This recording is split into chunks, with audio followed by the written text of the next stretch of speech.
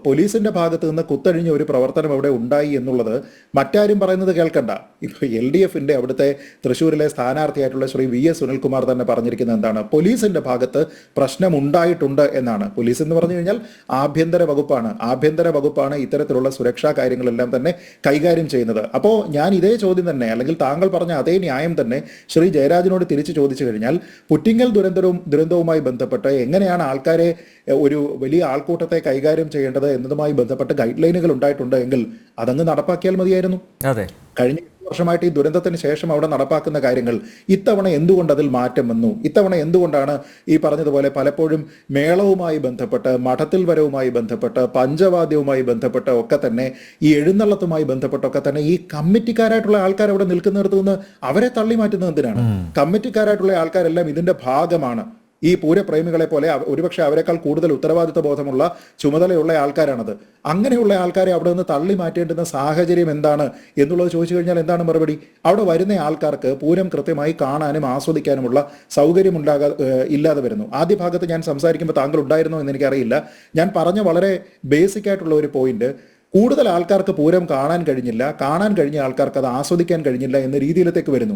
ഈ പൂരത്തിന്റെ ഏറ്റവും പ്രധാനപ്പെട്ട പകിട്ടുകളുള്ള പല ചടങ്ങുകളുണ്ട്. ഇപ്പൊ നമ്മൾ പറഞ്ഞതുപോലെ തെച്ചിക്കോട്ടുകാവ് രാമേന്ദ്രൻ അവിടെ വരുന്നത് പൂരത്തിന്റെ ഒരു കാഴ്ചയാണ്. ഇലഞ്ഞിത്തറ മേളം എന്ന് പറയുന്നത് പൂരത്തിന്റെ ഒരു കാഴ്ചയാണ്.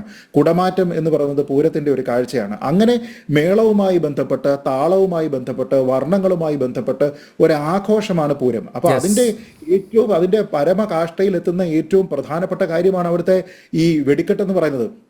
അപ്പൊ ആ പൂരത്തിന്റെ വെടിക്കെട്ടും കാര്യങ്ങളും നടക്കുന്ന സമയത്ത് നേരം പരപര വെളുത്തതിന് ശേഷം 7 മണിക്കും 8 മണിക്കും 9 മണിക്കും ഒക്കെ അവിടെ ഇട്ട് ഈ പടക്കമൊക്കെ പൊട്ടിക്കുക എന്നൊക്കെ പറഞ്ഞു കഴിഞ്ഞാൽ ഇത് പിന്നെ ആർക്ക് കാണാൻ വേണ്ടിയിട്ടാണ്? എത്ര ലക്ഷക്കണക്കിന് കോടിക്കണക്കിന് രൂപയുടെ മുതലാണ് ഈ കൊണ്ടുവന്ന് ഇങ്ങനെയൊക്കെ കാണിക്കുന്നത്? അപ്പൊ ഇതിന് ഉത്തരവാദിത്തമില്ലേ? ഇതിലിപ്പോ പോലീസിന്റെ ഭാഗത്തു നിന്ന് വീഴ്ച ഉണ്ടായിട്ടുണ്ട് എങ്കിൽ ഞാൻ ഒരു കാര്യം ചോദിക്കട്ടെ.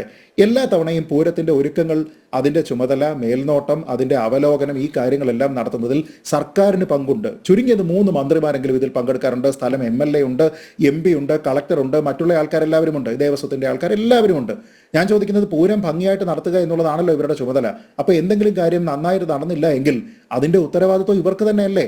അതോ മറ്റാർക്കെങ്കിലും ആണോ? നന്നായിട്ട് നടന്നു കഴിഞ്ഞാൽ ക്രെഡിറ്റ് നമുക്ക്, അതല്ല മറ്റുള്ള ആൾക്കാർക്ക്, പോലീസിന് മാത്രം, അങ്ങനെ ഒരു സംവിധാനം ഉണ്ടോ? ഇത് പോലീസ് മാത്രം ചേർന്ന് നിയന്ത്രിക്കുന്ന കാര്യമാണ് എങ്കിൽ ഈ ജനപ്രതിനിധികൾ എന്തിനാ അവിടെ വരുന്നത്?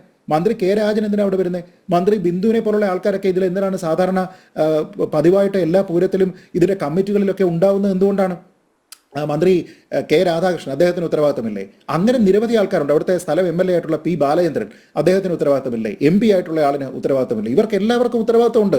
അപ്പൊ ഇതിൽ ഏറ്റവും കൂടുതൽ ഉത്തരവാദിത്തം ആർക്കാണ്? സർക്കാരിനെ പ്രതിനിധാനം ചെയ്യുന്ന ആൾക്കാർക്കാണ്. കാരണം അവരാണല്ലോ പോലീസിനെ തീരുമാനിക്കുന്നത്. നമ്മുടെ നാട്ടിൽ സ്വതന്ത്രമായിട്ട് സ്വൈരവിഹാരത്തിന് പോകുന്ന പോലീസ് എന്നുള്ളതല്ലല്ലോ സംവിധാനം. അപ്പോൾ അങ്ങനെയാണ് എങ്കിൽ ഇതിലുള്ള ഉത്തരവാദിത്തം സർക്കാരിനാണ്. കേവലം പോലീസിന്റെ വീഴ്ച എന്ന് പറയാൻ കഴിയില്ല. ശ്രീ VS സുനിൽകുമാർ പറഞ്ഞാൽ, അദ്ദേഹം പറഞ്ഞത് 50% ഉള്ളൂ പോലീസിന്റെ വീഴ്ച. പോലീസിന്റെ വീഴ്ച എന്ന് പറഞ്ഞാൽ പോലീസിനെ നിയന്ത്രിക്കുന്ന ആൾക്കാരുടെ വീഴ്ചയാണ്, അല്ലാതെ പോലീസ് ഒരു സ്വതന്ത്ര സംവിധാനമല്ല. അപ്പൊ എന്ന് വെച്ച് കഴിഞ്ഞാൽ അതിനർത്ഥം സർക്കാരിന്റെ വീഴ്ചയുണ്ട്, ജില്ലാ ഭരണകൂടത്തിന്റെ വീഴ്ചയുണ്ട് എന്നാണ്. അതിലും നമ്മൾ എന്തിനാണ് ഓടിപ്പോകുന്നത്? അത് പറയുന്ന സമയത്ത് നമ്മൾ പുറ്റിങ്ങലിലെ കബന്ധങ്ങളെ പറ്റി പറയുന്നത് എന്തിനാണ്? അവിടെ ഇതല്ലല്ലോ പ്രശ്നം. രണ്ടും രണ്ട് വിഷയങ്ങളല്ലേ? ആൾക്കാരെ നിയന്ത്രിക്കുന്ന കാര്യം തെറ്റായി പോയി എന്നുള്ളതല്ലേ പ്രശ്നം? അല്ലാതെ ഈ എക്സ്പ്ലോസീവ്സ് ഹാൻഡിൽ ചെയ്തിരിക്കുന്ന അല്ലല്ലോ ഇവിടുത്തെ പ്രശ്നം. അതിവിടെ ആരും പറയുന്ന പോലും ഇല്ലല്ലോ. അല്ലെങ്കിൽ ഇത് രാവിലെ കൈകാര്യം ചെയ്ത് നേരം വെളുത്തിട്ട് 7 മണി കഴിഞ്ഞിട്ടല്ലേ? അപ്പൊ അത് ചുമ്മാ ആവശ്യമില്ലാത്ത കാര്യങ്ങൾ വെച്ച് ഇക്വേറ്റ് ചെയ്യാൻ പാടില്ല ശ്രീ ജയരാജ്.